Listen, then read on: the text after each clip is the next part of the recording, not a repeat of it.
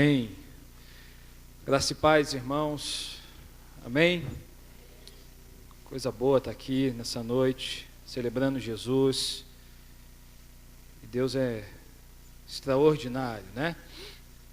A palavra que Deus colocou no nosso coração, a direção que Deus colocou no nosso coração, então hoje é falar sobre paternidade espiritual.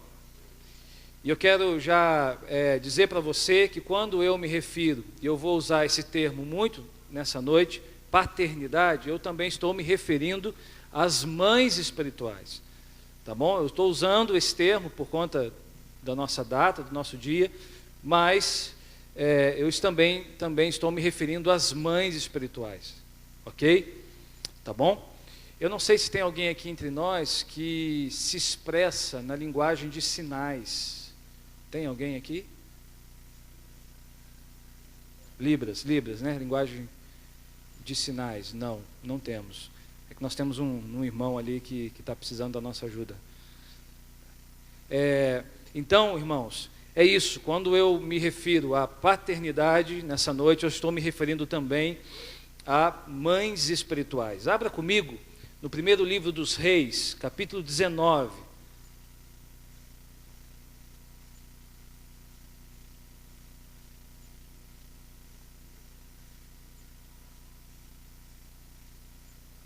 Primeiro livro dos Reis, capítulo 19, dos versos 19 a 21.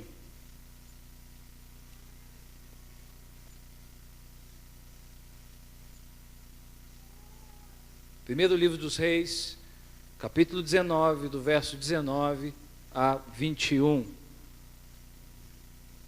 A palavra do Senhor diz assim: Então Elias saiu de lá e encontrou Eliseu, filho de Safate, e ele estava arando com 12 parelhas de bois, e estava conduzindo a 12ª parelha. E Elias o alcançou, lançou a sua capa sobre ele, e Eliseu deixou os bois e correu atrás de Elias. Deixa-me dar um beijo de despedida em meu pai e minha mãe, disse, e então irei contigo. Vá e volte, respondeu Elias, e lembre-se do que lhe fez. E Eliseu voltou e apanhou a sua parelha de bois e os matou, queimou o equipamento de arar para cozinhar a carne e a deu ao povo, e eles comeram, e depois partiu com Elias, tornando-se o seu auxiliar. Em algumas traduções diz que ele seguiu Elias e o serviu. Feche os teus olhos mais uma vez. Pai, é muito bom estar aqui nessa noite, nesse ambiente, Senhor, profético, nesse ambiente, ó Deus, espiritual, e nós queremos pedir para que o Senhor, nessa hora, ministre ao nosso coração, ó Deus, e nos dê a direção, ó Pai, da Tua vontade nessa noite, em nome de Jesus, amém. Repita comigo: eu fui chamado para gerar filhos e filhas espirituais. Amém? Você recebe isso? O modelo, irmãos, do céu é um modelo familiar. O modelo que Deus estabeleceu para o desenvolvimento saudável e perfeito dos relacionamentos na terra é um modelo familiar. Deus é pai e nós somos os seus filhos. Deus estabeleceu esse modelo como padrão. Um modelo saudável, um modelo que precisa reger a nossa vida, os nossos relacionamentos. Essa constituição familiar nos serve como parâmetro, como modelo. Talvez você não tenha uma boa referência de pai, ou até mesmo de mãe na sua casa.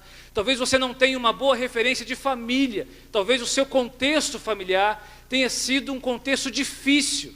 Talvez a sua criação tenha sido uma criação difícil.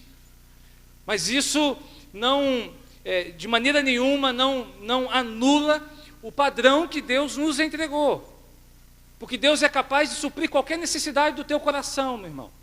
Deus é capaz de suprir qualquer vazio que alguma frustração com esse modelo tenha surgido no seu coração e na sua vida.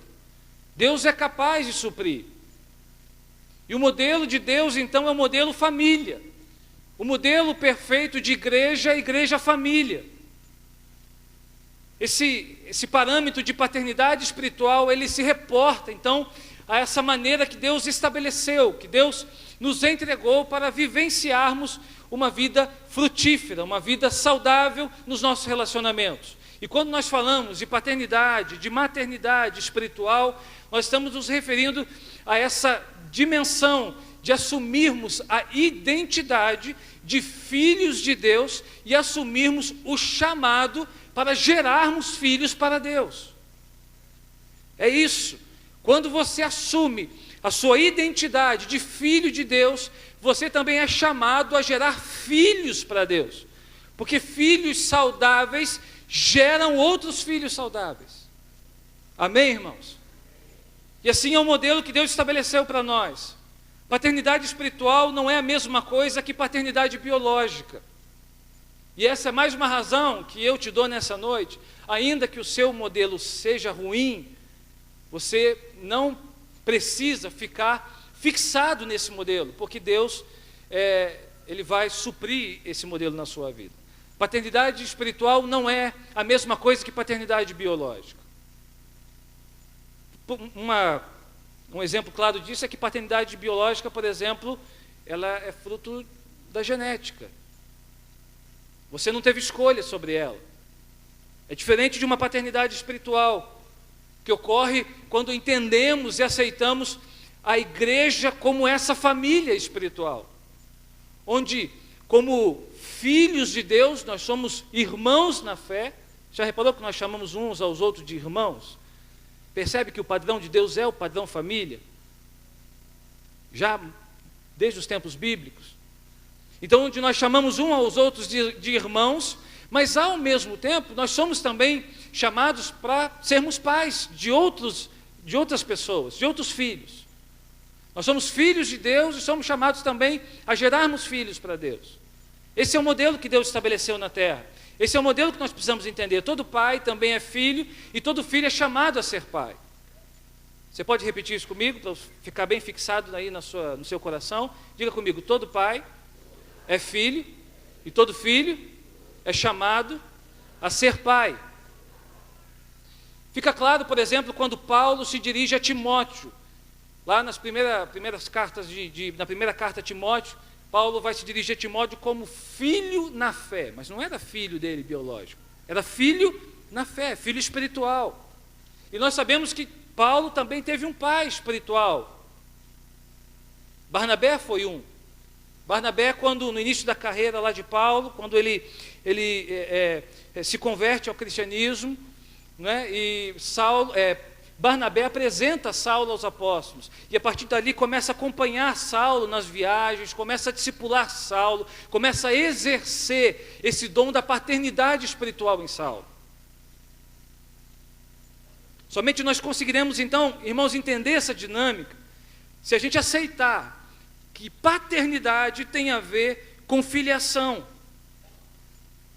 Nós assumimos o nosso lugar de filhos para sermos também pais espirituais. Paternidade tem a ver com filiação, tem a ver com deixar um legado na próxima geração, tem a ver com assumir a responsabilidade disso.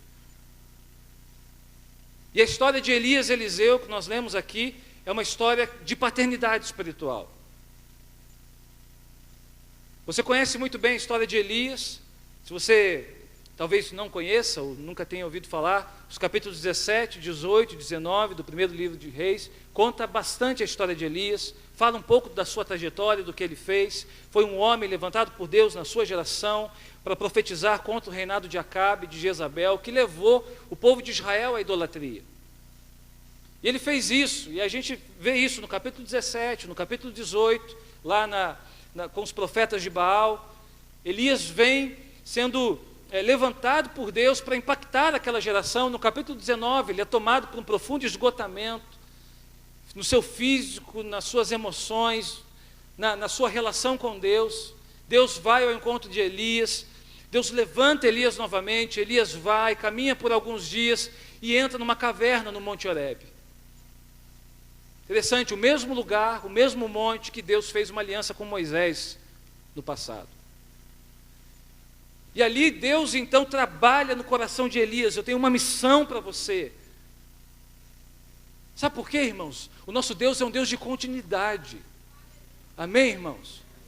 O que Ele faz em você, Ele também quer fazer através de você. Não pode acabar na gente. Nós temos uma responsabilidade de ministrar a próxima geração. Você recebeu um legado, você recebeu uma palavra, você recebeu um cajado, e você tem a responsabilidade agora de ministrar para a próxima geração. Pais gerando filhos, e filhos que se tornam pais e que geram filhos. Deus é um Deus de continuidade. Então, quando Elias achou que era o fim, Deus foi tratar de Elias, porque Deus sabia que ele precisava continuar isso. Não podia acabar em Elias. Elias entra numa caverna, cheio de medo, achando que é o fim da sua história, é o fim da sua vida. Eu não sou melhor do que os meus pais, ele diz. Eu fiquei sozinho aqui, eu estou só, e Deus vai lá para levantar Elias, e diz assim, olha, não acabou não, você ainda precisa ungir 2 reis, e ungir o seu sucessor, que é Eliseu. Você precisa assumir essa missão que eu tenho para você. E assim nós chegamos então nessa história. Você e eu, nós somos filhos e filhas de um Deus de continuidade. E eu quero te dar nessa noite alguns princípios para ativar o dom da paternidade e da maternidade também espiritual na sua vida. À luz desse texto, eu aprendo algumas coisas muito importantes. E se você tem uma caneta aí com você, eu peço que você anote, mantenha a sua Bíblia aberta nesse capítulo, que certamente você vai precisar desses princípios em algum momento dessa semana, certamente você vai precisar desses princípios na sua célula, certamente você vai precisar desses princípios no seu discipulado, em algum momento na sua vida. Para ativar a nossa paternidade espiritual, o que nós precisamos saber? O que eu aprendo com esse texto? Primeiro, você recebeu dos céus o empoderamento para gerar filhos espirituais. Você pode dizer comigo? Diga, eu recebi dos céus o empoderamento para gerar filhos espirituais. Olha o que diz o verso 16 do capítulo 19. Deus falando para Elias, que estava lá na caverna, unja Eliseu, filho de Safate, de Abel Meolá, para suceder você como profeta. E no verso 19 que nós lemos, então Elias saiu de lá e encontrou Eliseu, filho de Safate, e ele estava arando com 12 parelhas de bois, e estava conduzindo a 12ª parelha. E Elias então o alcançou e lançou a sua capa sobre ele. Irmãos, Elias aceita esse empoderamento de Deus para gerar Eliseu. Elias, ainda na caverna, ainda vivendo aquele momento de confusão na sua cabeça, ainda vivendo aquele momento de dificuldade, de frustração, ainda vivendo aquele momento de medo, de desânimo, mas ele aceita esse empoderamento dos céus para gerar Eliseu. Ele decide sair de lá, ele decide sair da caverna, ele decide sair daquele estado de paralisia, de frustração, de autocomiseração, para viver o chamado de Deus. Ele foi empoderado para gerar Eliseu. Ele foi empoderado para fazer algo maior, para investir na próxima geração. Você entende o quanto importante é isso?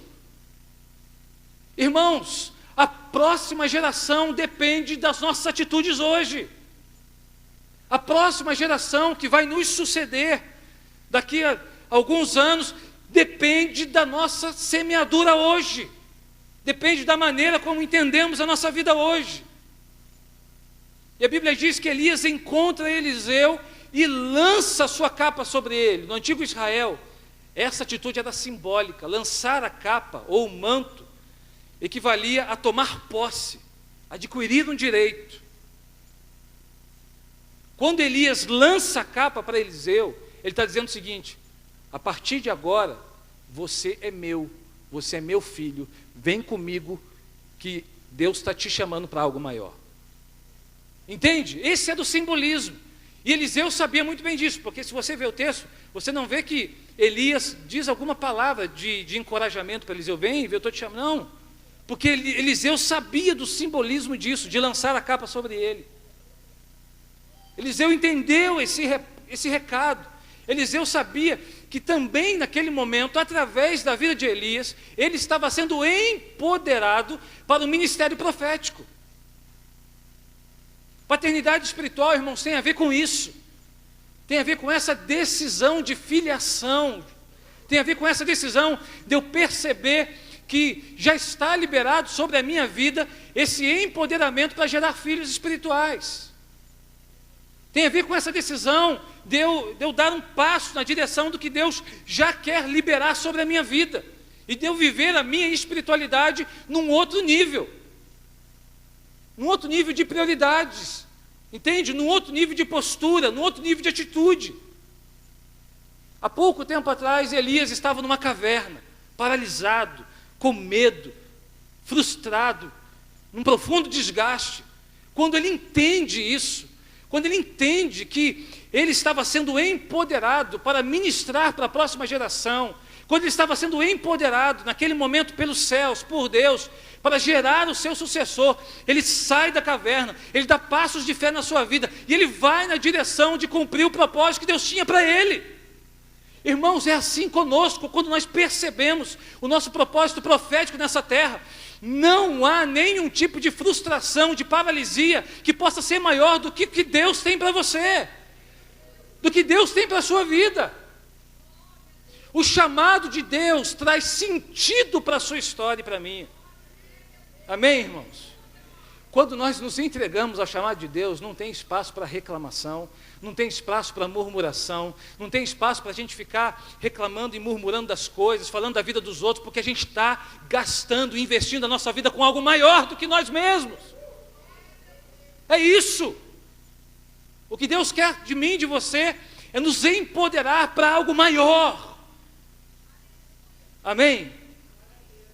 O problema é que tem gente que insiste em ficar na orfandade, mesmo sabendo que Deus quer empoderá-lo para gerar filhos na fé. Tem gente que insiste em ficar na orfandade, no orgulho, na esterilidade, na dureza de coração. Tem gente que não consegue virar essa chave na sua cabeça. Tem gente que não consegue entender que Deus colocou você nessa terra por uma causa maior do que você mesmo. Tem gente que infelizmente não consegue virar essa chave e investir na próxima geração, igual o pastor tocou aqui. Prepara filhos e filhas para tudo na vida. Paga um bom colégio, uma boa preparação, dá tudo o que o filho precisa, mas infelizmente não dá o principal para ele. Quer investir naquilo que é principal, naquilo que não vai se perder por nada. E não que não seja importante você fazer isso tudo, é claro que é muito importante, mas entenda uma coisa: o seu filho, a sua filha, biológico ou espiritual, ele precisa receber de você, pai dele, mãe dele, o empoderamento profético para viver por algo maior do que ele mesmo. Porque isso, irmão, irmã, isso ele não perde, isso ninguém tira, a não ser que ele negligencie isso. Irmãos, Elias aqui, chamando Eliseu, jogando a capa sobre Eliseu, e Eliseu recebendo isso, eles estavam sendo empoderados por Deus.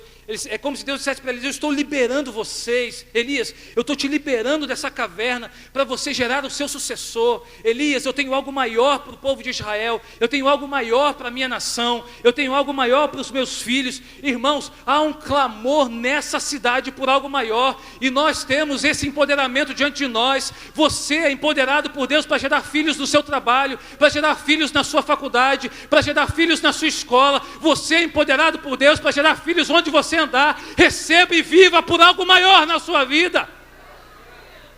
Não há espaço, irmãos, para paralisia, para caverna, quando nós entendemos que a missão de Deus está do lado de fora. Deus nos chamou para o lado de fora, Deus nos chamou para viver o reino lá fora, nas ruas dessa cidade, fazer diferença onde Ele nos colocou. E nós estamos empoderados pelo Espírito profético do Senhor sobre a nossa vida. Há um Espírito profético sobre nós, irmãos. Há um Espírito profético sobre essa igreja. Amém? Não perca isso de vista. Hoje eu quero liberar isso, claro, no nome de Jesus, sobre a sua vida. Esse empoderamento está sobre nós, esse empoderamento está sobre você.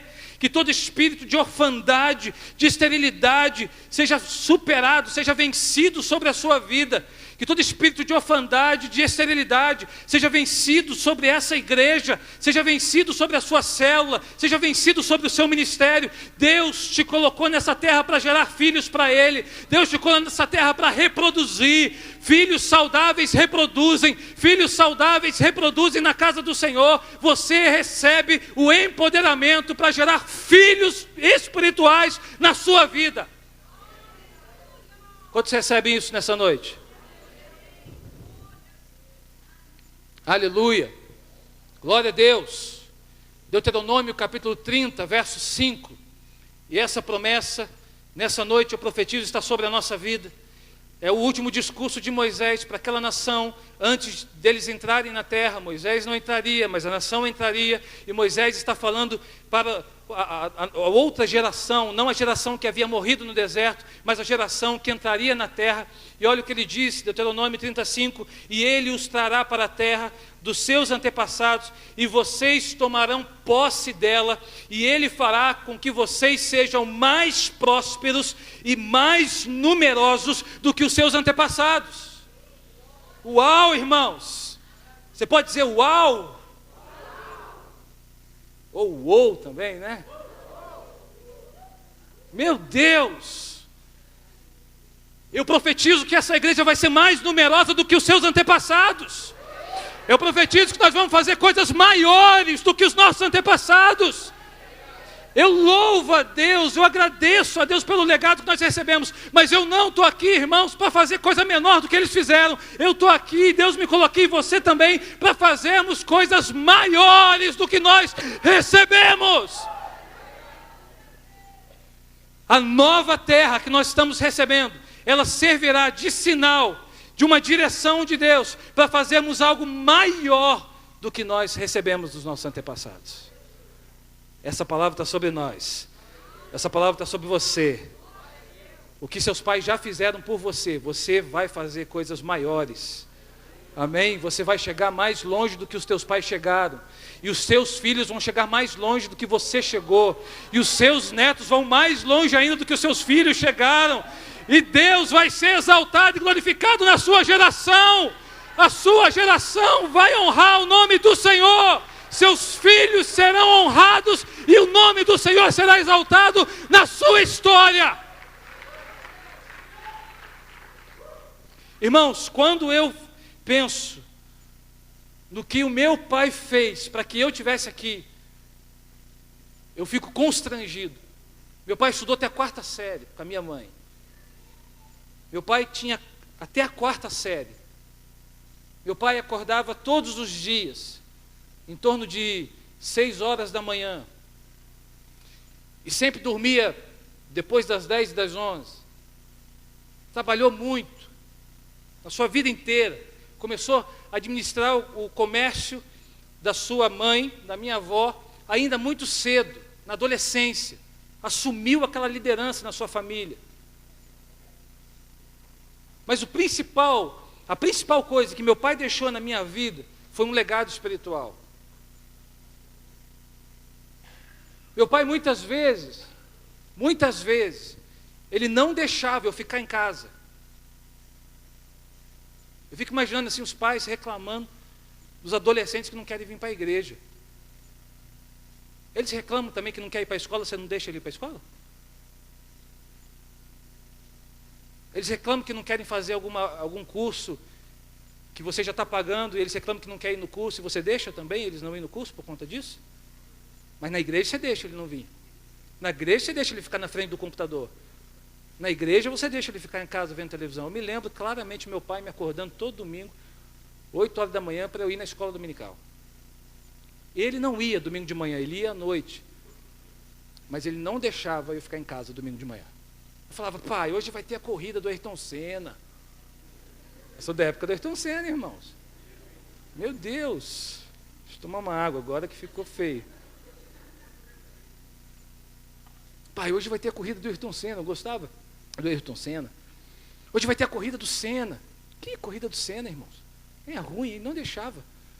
E chegou um tempo na minha adolescência que isso se tornou uma marca na minha vida. E eu não conseguia mais ficar em casa domingo de manhã. E hoje eu estou aqui, e o maior legado que ele deixou na minha vida foi isso. Não tem a ver com dinheiro, não tem a ver com coisas materiais, não tem a ver com os cursos que ele pagou para mim, não tem a ver com a educação de excelência que ele me deu. Isso foi importante, foi muito importante. Mas o que eu agradeço a Deus foi pelo legado espiritual que ele deixou na minha vida. E pelo exemplo que ele foi para mim. Nós recebemos dos céus esse empoderamento. Está com a gente. Amém? Segundo lugar, para ativar a sua paternidade espiritual, entenda que filhos não são gerados para o controle, mas para o crescimento. Diga comigo, filhos não são gerados para o controle, mas para o crescimento. Diga para a pessoa que está perto de você, é preciso crescer. E diga para a pessoa também perto de você, é preciso investir no crescimento. Verso 20, olha o que diz o verso 20. Eliseu deixou os bois e correu atrás de Elias. Deixa-me dar um beijo de despedida em meu pai e minha mãe. Disse, e irei contigo. Respondeu Elias, vá e volte, e lembre-se do que ele fez. Irmãos, Elias não proíbe Eliseu de se despedir dos seus pais. Elias já tinha chamado Eliseu, Elias já tinha jogado a capa sobre ele. Eliseu havia entendido, porque Eliseu pede, deixa eu primeiro então me despedir dos meus pais. E Elias não o proíbe de fazer isso. E a resposta é uma lição importante para nós. Por quê? Porque nós não geramos filho para controlá-lo. Nós geramos filhos para o crescimento. Crescer é uma parte fundamental, natural da vida. Eu não sou pai ainda. Mas ainda, né, irmãos? Meu Deus. Jesus. Eu não sou pai ainda, mas eu fico vendo alguns pais que acham que os filhos são marionetes. Controla os filhos, controla tudo nos filhos. Aí o que vai acontecer? Você está criando um adulto que só é adulto na idade, só tem barba na cara, mas é uma criança. É imaturo. Emocionalmente imaturo. Não consegue fazer as coisas por si mesmo. Tudo vai correndo para o papai e para a mamãe. Papai, mamãe. O que fizeram comigo no trabalho, papai e mamãe? O senhor não está aqui para botar minha comida, papai e mamãe, para esquentar minha comida. Irmãos, tem mãe.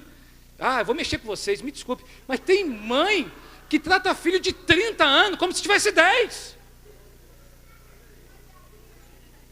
Meu Deus.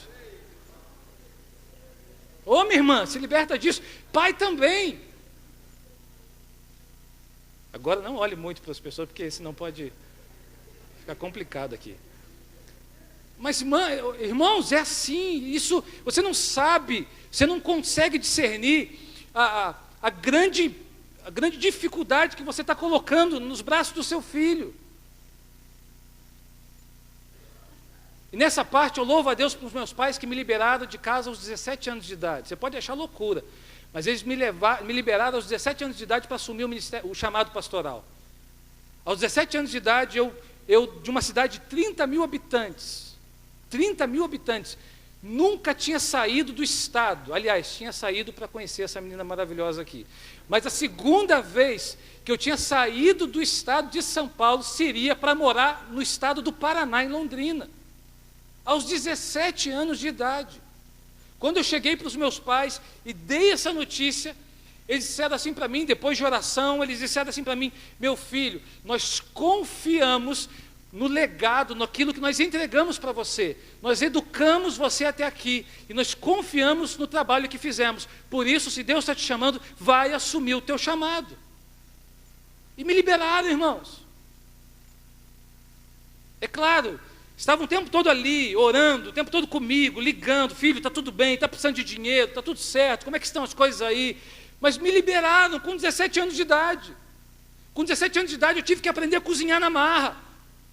Eu tive que aprender a fazer minha comida, eu tive que aprender a lavar minha roupa. E na época não tinha máquina de lavar não, era na mão mesmo.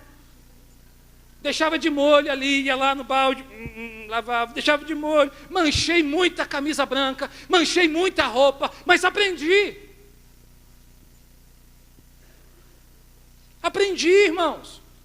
Eu cresci com isso. Hoje eu louvo a Deus pelo legado que eles me deixaram construir, pelo legado que eles me deixaram nas minhas mãos. Irmãos, o crescimento não habita no conforto, mas no confronto. Enquanto você fazer tudo pelos seus filhos, eles não vão crescer. Os ensine, mas os impulsione. Esteja com eles, os proteja, mas por favor não super proteja. Porque você não sabe o mal que você está fazendo, porque você e eu também, nós criamos filhos para o mundo, nós não criamos filhos para nós mesmos. Nós criamos filhos para voar, nós criamos filhos para assumir as suas posições fora da nossa casinha. É ou não é, irmãos? Por mais difícil que seja isso, filhos são gerados para o crescimento. Elias deixa Eliseu se despedir dos pais dele. Eu tenho um chamado sobre você, mas vai lá, se despede dos pais. Quem sou eu para proibir isso? Não estou aqui para te controlar. Tem muita gente confundindo isso, irmãos. Porque o controle não gera crescimento saudável. O controle não gera frutificação. E somente filhos maduros frutificam. Somente filhos maduros podem ser pais maduros. Somente filhos maduros podem gerar filhos. João 15:8, Jesus disse: meu Pai é glorificado pelo fato de vocês darem muito fruto, e assim serão meus discípulos. Por isso, pai espiritual, mãe espiritual, gere filhos para o crescimento.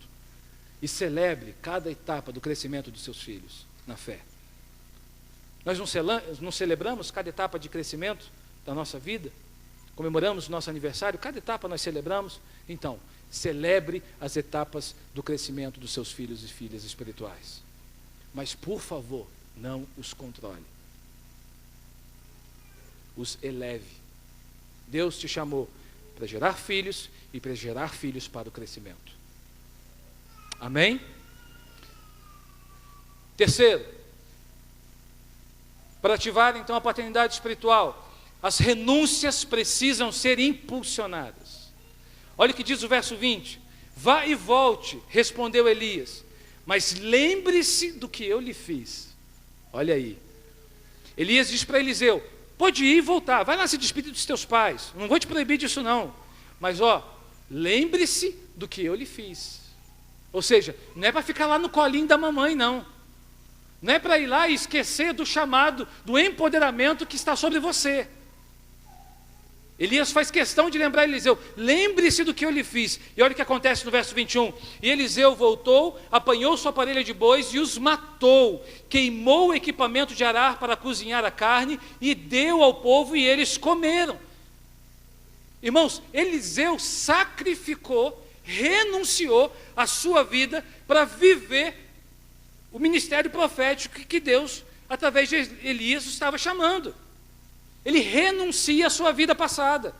Ele queima lá as parelhas de bois e serve, faz uma festa, celebra com o povo e vai com Elias. A terceira coisa então que eu entendo nesse texto é que paternidade espiritual, filiação espiritual também tem a ver com renúncias.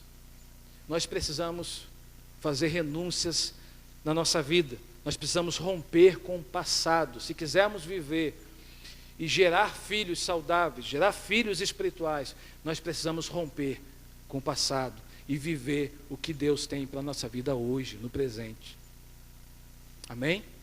Quais as renúncias que você ainda precisa fazer na sua vida? O que você ainda precisa renunciar para viver o dom da paternidade, para gerar filhos saudáveis na fé? O que você precisa renunciar? Quais as renúncias que você precisa fazer? Filhos, irmãos, precisam ser ensinados a renunciar. 1 João 2,1, olha o que o autor diz: meus filhinhos, escrevo-lhes estas coisas para que vocês não pequem. Se porém alguém pecar, você tem um intercessor junto ao Pai, chamado Jesus Cristo. Mas você percebe?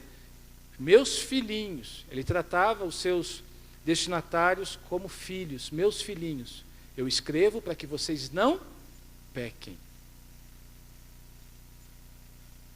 Não há como gerar filhos debaixo de pecado, irmãos. E eu e você, nós não geramos filhos para o pecado. Nós não geramos filhos para o mundo.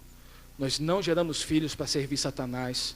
Nós não geramos filhos para viver debaixo de ilegalidade. Nós não geramos filhos para andar na direção contrária da vontade de Deus. Nós geramos filhos para salvação. Nós geramos filhos para redenção. Nós geramos filhos para o crescimento. Nós geramos filhos para multiplicação. Nós geramos filhos para reprodução. Mas para que isso aconteça, as renúncias são necessárias. Não tem como, irmão, exercer a paternidade, assumir a filiação sem renúncias.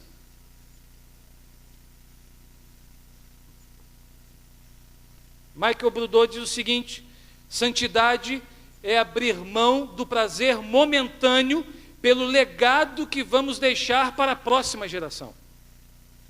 Isso é santidade. Eu nunca vi uma definição de santidade como essa. Vou ler de novo. Santidade é abrir mão do prazer momentâneo pelo legado que vamos deixar para a próxima geração. Caramba, meu Deus do céu. O pastor leu o texto de Ezequias. Ezequias, ele não renunciou, ele estava preocupado com ele mesmo, ele não estava preocupado com a próxima geração. Ezequias disse assim: então tá bom, não vai ser no meu tempo, então está tudo certo, boa palavra essa que eu recebo. E os filhos, a palavra que ele recebe é que os filhos se tornariam escravos, seriam castrados, não iriam reproduzir mais. Mas para ele, está tudo certo, não é no meu tempo mesmo. Não estava nem um pouco preocupado com a próxima geração. Irmãos, eu estava falando hoje, dei aula hoje para os jovens, e eu falava para eles o seguinte: hoje nós vivemos uma cultura do prazer no nosso mundo, na nossa sociedade. Hoje é a cultura do prazer. Hoje é o culto à felicidade. Ou seja, se você se sente bem fazendo isso que você está fazendo, não tem problema, continua fazendo. Está bem assim? Está tudo certo desse jeito? Essa aliança, está tudo bem? Ok? É isso mesmo? Está feliz? Então continua. Hoje a palavra renúncia está em desuso. Quando se fala em renúncia hoje, a leitura que faz é de algo de outro mundo. Porque eu não tenho que prestar conta para ninguém, está tudo certo. O que importa é eu ser feliz, o que importa é a minha visão, o que importa é a minha vontade. Não importa se está ferindo o princípio da palavra. Não. E aí o que acontece muitas vezes? Nós temos uma opinião sobre as coisas e tem a palavra de Deus. O que está acontecendo hoje? Hoje, a palavra de Deus, ela está sendo subjugada pela nossa opinião. Nós encaixamos os princípios eternos da palavra na nossa opinião, quando na verdade sempre foi o contrário. É a nossa opinião que tem que ser subjugada à palavra. E se não bate, é eu que tenho que mudar de opinião, não é Deus que tem que mudar a palavra. Amém, irmãos? É eu que tenho que renunciar, não é Deus que tem que renunciar. Não é Deus que tem que mudar a palavra, é eu que tenho que mudar. Mas hoje em dia não, hoje em dia o negócio está esquisito, está estranho.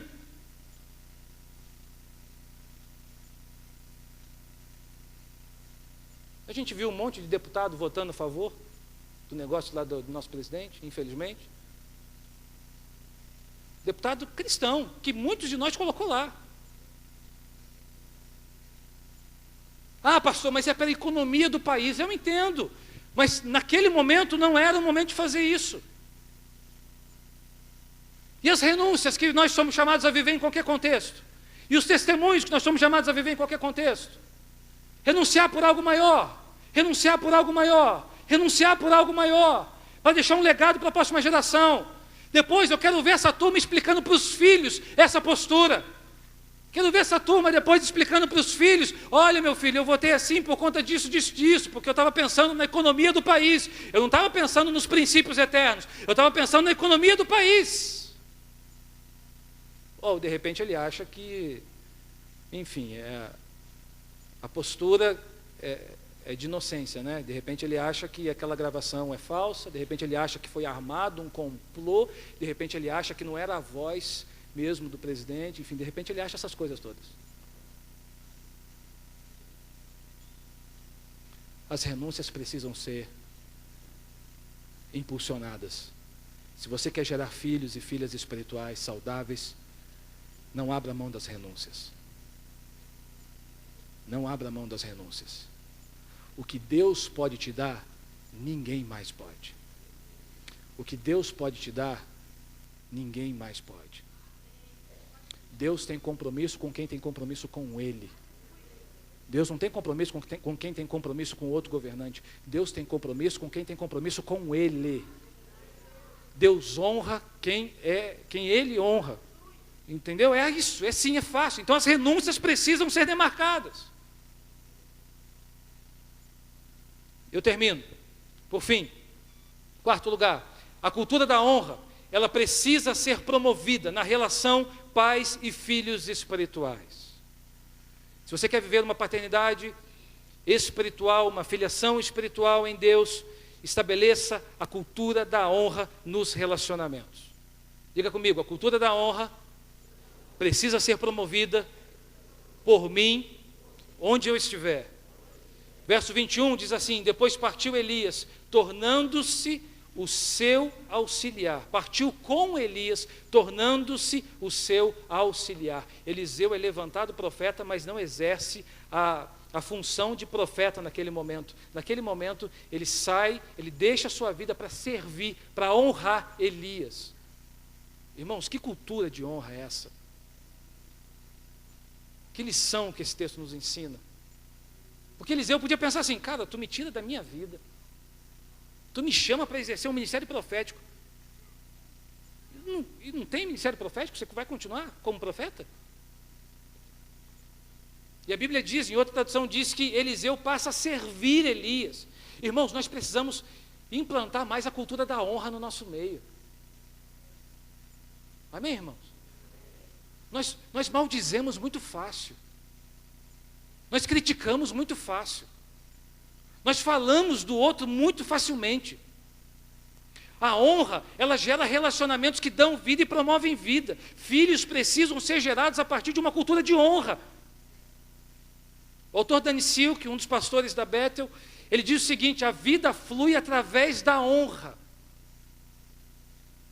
Nós precisamos aprender e viver e promover a cultura de honra no nosso meio. Se você quer ser pai espiritual, mãe espiritual, se você quer gerar filhos saudáveis, então promova a cultura da honra na sua vida. Reconheça a unção que está sobre você, reconheça a unção das pessoas, discirna isso e reconheça isso e honre isso. E Deus vai te honrar. Deus vai honrar a sua vida. Honrar é reconhecer, é discernir a unção e o que Deus está fazendo através de uma pessoa. É valorizar que o outro pode ser até melhor do que eu em muitas coisas. De que o outro pode me discipular, de que o outro pode me impulsionar a viver por algo maior, a viver num nível maior. Mas nós somos muito fáceis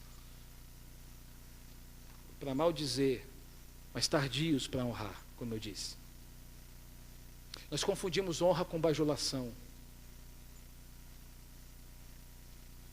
Qual é a diferença de honra e de bajulação? É o que você faz quando ninguém está olhando. É o que você fala quando essa pessoa, ou dessa pessoa que você está falando, não está perto de você. Isso é a diferença de honra e de bajulação. Tem gente que sabe bajular, mas não sabe honrar. Não confunda honra e bajulação. Deus não aprova a bajulação, mas aprova a honra. Vamos estabelecer uma cultura de honra no nosso meio. Romanos 13:7, dê a cada um o que lhe é devido, se imposto, imposto, se tributo, tributo, se temor, temor, e se honra, honra. A honra nos leva, irmãos, a romper com o espírito de autossuficiência. Tem muitas pessoas, por serem tomadas pela orfandade, estão subjugadas pelo espírito de autossuficiência, ou seja, eu me basto. Me desculpe, mas eu não preciso de que ninguém me ensine alguma coisa. Eu me basto. Honrar só a Deus. Aleluia. Tem gente ainda que defende esse tipo de discurso, irmãos. Pobre. Discurso órfão. Estéril. Me desculpe ser tão franco, mas infelizmente os defensores disso reinam na autossuficiência. Ou seja, eles se bastam sozinhos. A honra nos leva a tratar as pessoas de acordo com a unção que Deus deu a elas. Deus deu unções diferentes, irmãos. Quem sabe a pessoa que está do teu lado tem uma unção diferente da sua. Honre essa pessoa, não fale dela não, honre ela, cara. Honre ela, e Deus vai te dar a porção dobrada da unção. Deus vai te dar coisas maiores. Honra. A relação pai e filho, ela cresce no solo da honra. Eu louvo a Deus, irmãos, pelos pastores que passaram pela minha vida. Agora debaixo da liderança do pastor Evander. Mas antes dele vieram outros que investiram na minha vida, que estiveram comigo, que me aconselharam, que oraram por mim, que choraram, que investiram no meu ministério. Louvo a Deus por cada um dos pastores que passaram pela minha vida. Eu sempre fui ensinado dentro dessa perspectiva da honra. Eu sempre fui ensinado dentro dessa perspectiva de estabelecer essa cultura de honra, por onde eu passar. E eu, claro, não sou perfeito, nem quero ser, mas eu tento fazer isso nas minhas limitações. Grava uma coisa. A sua honra vai determinar a sua herança. Vou dizer de novo. A sua honra vai determinar a sua herança. Ou seja, você recebe daquilo que você honra. Amém? Isso é bíblico. Efésios 6, 2 e 3, falando de pais biológicos, mas se aplica a pais espirituais também. Honra teu pai e tua mãe. Esse é o primeiro mandamento com promessa, para que tudo te corra bem e tenhas longa vida sobre a terra. A sua honra vai determinar a sua herança. Segundo o livro dos Reis, capítulo 2, verso 9, olha o que acontece com Eliseu. Depois de atravessar, Elias disse a Eliseu: o que posso fazer em seu favor, antes que eu seja levado para longe de você? Respondeu Eliseu: faze de mim o principal herdeiro, ou seja, dá-me porção dupla do teu espírito profético. E assim aconteceu. Eliseu, por honrar Elias, no tempo que ele honrou Elias, antes de Elias ser levado aos céus no redemoinho, Eliseu foi abençoado com a porção dupla do espírito profético que estava sobre Elias. Eliseu foi abençoado. A honra determina a nossa herança. O que honramos hoje, vamos receber amanhã, irmãos. Eu creio muito nesse negócio. Você participa da unção que você honra. Você participa do legado que você honra. Você é abençoado pela unção que você honra. Por isso honre a sua filhos e filhas espirituais aqui presentes. Honre a sua paternidade espiritual. Honre as pessoas que Deus colocou sobre a sua vida. Você é abençoado por aquilo que você honra. Amém, irmãos? Não há um único versículo na Bíblia em que Deus está promovendo a rebeldia. E há pelo menos 146 citações da palavra honra na palavra de Deus. Não há um versículo na Bíblia em que Deus promove a maledicência. O falar mal do pastor, o falar mal do pai espiritual, o falar mal da mãe espiritual, o falar mal do líder de célula, o falar mal do líder de ministério, o falar mal contra a igreja do Senhor. Não há um versículo na Bíblia que Deus está promovendo a rebeldia espiritual. Mas a honra, 146 vezes aparece essa palavra na palavra de Deus. Deus promove honra ou rebeldia? Hein? O que Deus promove? Honra ou rebeldia? Hein? Honra. Você pode não entender muitas coisas, mas isso não é justificativa para você não honrar. Vamos ficar de pé.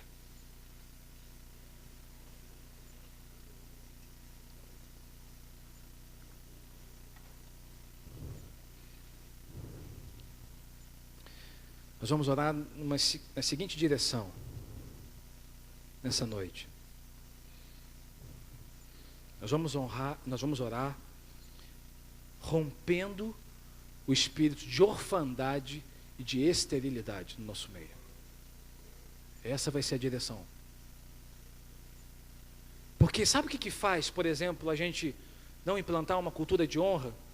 Orfandade.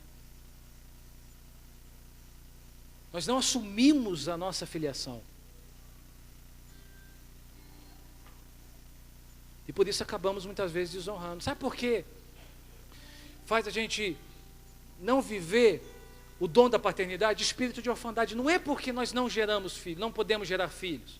No mundo espiritual, nós vimos aqui, nós já recebemos, o empoderamento está sobre nós, para gerar filhos e filhas. Mas por que a gente não gera muitas vezes? Espírito de orfandade, espírito de esterilidade.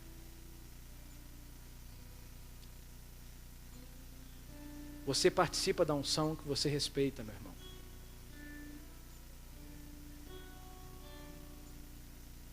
Assuma nessa noite a sua filiação espiritual e ative a sua capacidade de gerar filhos espirituais. Gálatas 6, 4, 6 e 7.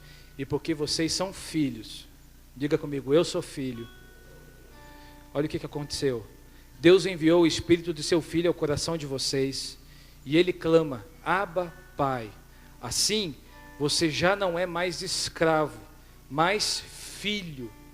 E por ser filho, Deus também o tornou herdeiro.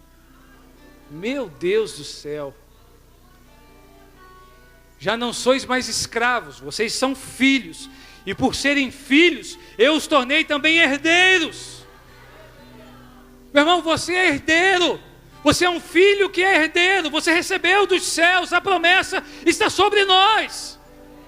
Então não há espírito de orfandade, de esterilidade que possa prevalecer no meio dos filhos. Porque nós recebemos uma promessa de gerar. Nós recebemos uma promessa de legado, de profetizar para a próxima geração. De investir na próxima geração. Porque o que importa é isso, entende? As suas habilidades não vão sustentar você por muito tempo. Porque o que sustenta é Deus. É Deus que sustenta, é Deus que cuida, é Deus que gera. Então nessa noite, o chamado de Deus é para gerar filhos e filhas espirituais, é para assumir a capacidade, o dom da paternidade, da maternidade. Nessa noite o chamado de Deus é para ativar a capacidade de gerar filhos e filhas para Ele. Para Ele. É você ser frutífero, os seus filhos serem frutíferos e os filhos dos seus filhos serem frutíferos. E as próximas gerações sendo impactadas por aquilo que você semeia hoje. Não há espírito de orfandade, de esterilidade que prevaleça contra a palavra de Deus. Talvez você esteja na caverna como Elias. Talvez você esteja lá na caverna, pensando na sua vida, no seu futuro, no que te aconteceu no passado. Elias estava na caverna pensando o que tinha acontecido com ele. E Deus foi lá, meu filho, você está pensando no que aconteceu com você? Mas eu vou fazer coisas grandes aí que estão no seu futuro. E o que está lá no seu futuro, você precisa ir lá para gerar coisa nova. Quantas vezes, irmãos, Nós ficamos nas nossas cavernas pensando no que nos aconteceu e perdemos a oportunidade de viver coisas maiores do que estão lá na frente, do que Deus quer gerar na nossa vida. Deus quer curar isso de você nessa noite. Deus quer curar espírito de orfandade nessa noite. Deus quer curar espírito de esterilidade nessa noite. E você sai daqui com um senso de propósito. Não acabou, não é o fim. Deus tem filhos para serem gerados através de você. Deus tem filhos lá fora, na prostituição, no tráfico, nas drogas, nas ruas, nos apartamentos aqui ao redor, nas faculdades, nas escolas. Filhos que precisam ser gerados através do seu dom de paternidade. É através da sua vida. Deus quer gerar filhos e filhas para Ele.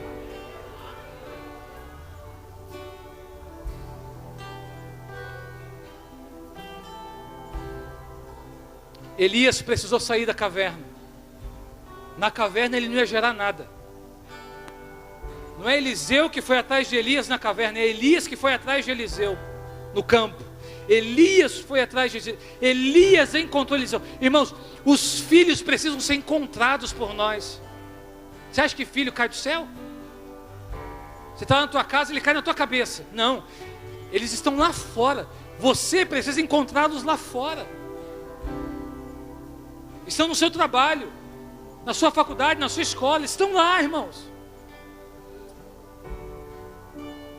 Mas o espírito de orfandade, de esterilidade, até hoje te prendeu, te amarrou.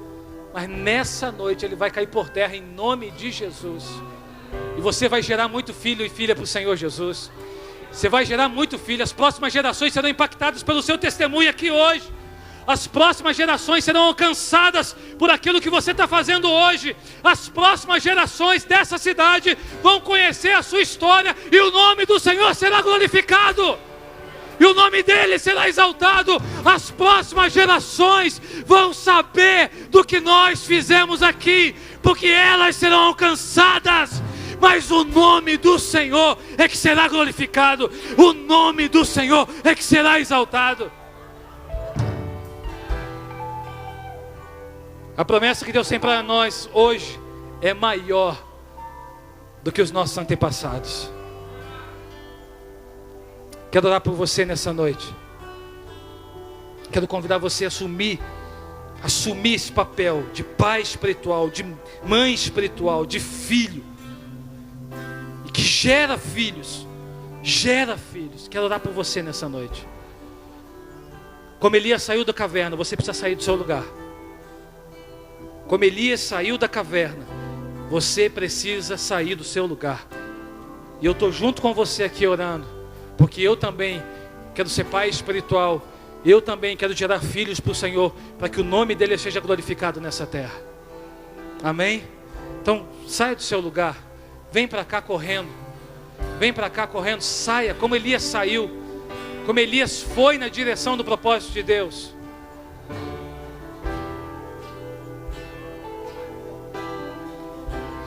De repente você está com seu filho na fé aí, traz ele para cá. De repente você está com a tua célula aí, traz ela para cá. A sua célula vai ser frutífera. Não vai ser um grupinho só não. Vai ser frutífera, vai gerar filhos. A sua célula vai gerar filhas. Células vão nascer da sua célula. Células vão nascer daquilo que você está semeando, daquilo que você está plantando. Aleluia!